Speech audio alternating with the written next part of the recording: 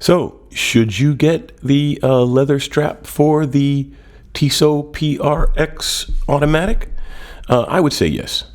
It doesn't cost a lot. I paid $55 plus tax for this strap in New York, so it's going to be that price pretty much anywhere else, because otherwise it would be more expensive in NYC, because everything is. But as you see, it really does fit the bracelet. I mean, the strap fits the watch very, very well, and it really gives you a different look for the piece than the traditional bracelet would give you. And as a direct comparison, I'm currently wearing the PRX automatic, which has the same metal strap as the PRX chrono. See, so here's the chrono with the metal strap. Here's the automatic with the leather strap. When the leather strap comes out for the chrono, interestingly enough, they don't fit between the models.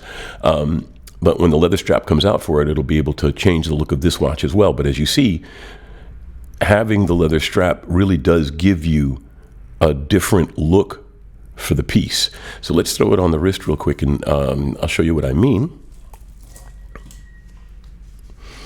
It does give, and it obviously makes the watch a little bit lighter.